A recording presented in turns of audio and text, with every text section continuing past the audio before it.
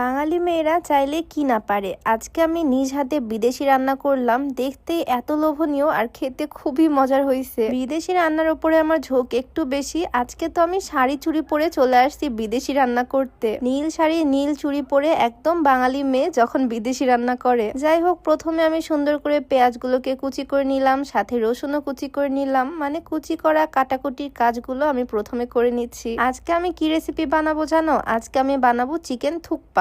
মানে নামটাই কেমন ইউনিক, তাই না? বিদেশি অচেনা রেসিপির সাথে নামটাও একদম অচেনা। তবে এটা আমি বানাচ্ছি আমাদের চেনা সেই দেশি জিনিসগুলো দিয়েই। পেঁয়াজ মরিচ রসুন সবকিছু কুচি করে নিছি, আর তারপর গাজরও কুচি করে নিচ্ছি। একটু বড় বড় করে গ্রেট করে নিলাম, কারণ কুচি করতে সময় একটু বেশি লাগবে। বাড়িতে যে সবজিগুলো ছিল সবই আমি এখানে ইউজ করতেছি, যাতে খেতে খুব মজা হয়, দেখতেও কালারফুল হয়। এই সিজনে টমেটো পাওয়া যায় না বললেই চলে, বাট আমাদের বাড়িতে না সবসময় টমেটো থাকে, কারণ আমি ইউনিক ইউনিক রেসিপি ট্রাই করি। তোমাদের বাড়িতে যে কয়েকটা সবজি আছে সেগুলো দিয়ে চাইলে ট্রাই করতে পারো, বা শুধু পেঁয়াজ মরিচ দিয়েও ট্রাই করতে পারো। অর্ধেক খানিকটা ক্যাপসিকামও আমি কুচি করে কেটে নিলাম। একদম কুচি করে নিয়ে একটু বড় বড়ই রাখছি ক্যাপসিকাম আর টমেটোটা। আজকের রেসিপির নাম হচ্ছে চিকেন থুকপা, যেটা নেপালের একটা ফেমাস খাবার, আর এটাই আমি আজকে বানাচ্ছি। সেজন্য চিকেন গুলোকেও ছোট ছোট করে টুকরা করে নিলাম। সবকিছু প্রথমে জোগাড় করে নিচ্ছি। এইটা রান্না করা কিন্তু আহামরি কঠিন কিছুই না। এখন আমি প্রসেসটা শুরু করে দিচ্ছি। চুলায় একটা প্যান বসিয়ে দিলাম, আর এই প্যানের মধ্যে দিয়ে দিচ্ছি খানিকটা সয়াবিন তেল।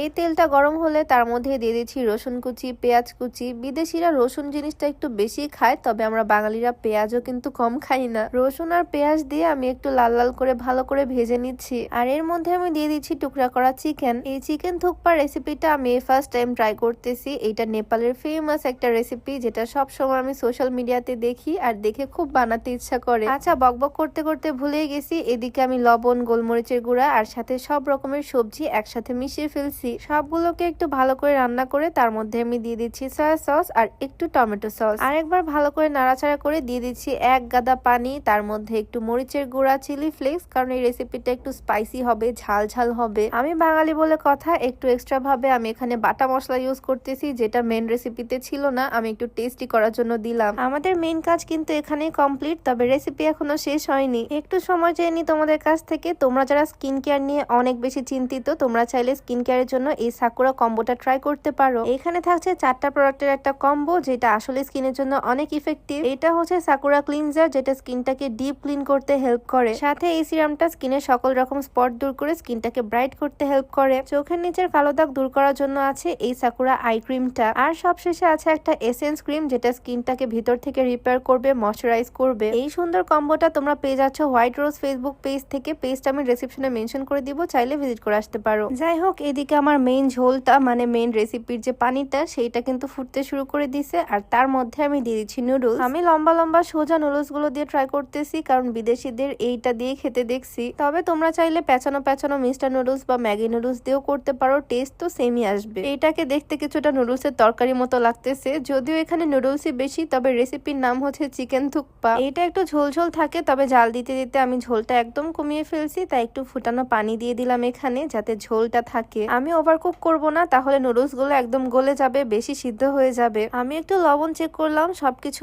একদম পারফেক্ট। চুলা নিভিয়ে তার মধ্যে লেবুর রস দিয়ে দিলাম, আর এখন এটা সার্ভ করতেছি। দেখতেও যেমন লাগতেছে, খেতেও খুবই মজার। আমার তো কথা বলতে বলতে মুখে পানি চলে আসতেছে। তোমরা চাইলে নুডলস এর পরিমাণ আরো কম করে ঝোলটাকে বাড়িয়ে দিতে পারো। আমি বানিয়েছি এটা আমার ননদের জন্য, এখন ওকে টেস্ট করানোর পালা। তার আগে তোমাদেরকে বলতে চাই, আজকে আমি যে সুন্দর নীল শাড়িটা পরে আছি, এইটা আমি খাদিজাস ক্রিয়েশন ফেসবুক পেজ থেকে নিয়েছি। খুবই কম দামে তোমরা ওই পেজে বিভিন্ন রকমের শাড়ি পেয়ে যাবা। এই শাড়িটাও কিন্তু ভীষণ সুন্দর, কালারটাও একদম মারাত্মক সুন্দর, নীল কালার, যে কাউকে পরলে অনেক সুন্দর লাগবে। আর এই শাড়ির সাথে কিন্তু ম্যাচিং ব্লাউজ পিসও আছে, তবে আমি ব্লাউজ বানাইনি। এইটা আমি ক্রপ টপ দিয়ে পরছি। ক্রপ টপটাও তোমরা খাদিজাস ক্রিয়েশন পেজ থেকেই পেয়ে যাবা। তো পেজটা আমি ডেসক্রিপশনে মেনশন করে দিব, তোমরা চাইলে তাদের পেজটা ভিজিট করে আসতে পারো। যাই হোক, আমার রান্না বান্না তো কমপ্লিট, আর এই বাটিটা নিয়ে চলে আসলাম আমার ননদিনীর কাছে, কারণ ওর জন্যই আজকে আমি স্পেশাল রেসিপিটা বানাইছি। আর খাওয়ার পর তো আমার ননদ একদম পাগল হয়ে গেছে, আর আজকে রেসিপিটা বানানো ওকে আমি শিখিয়ে দিছি, এরপর ও বানিয়ে আমাকে খাওয়াবে। রান্নাটা কিন্তু খুবই সহজ, তাই না? বাট খেতে না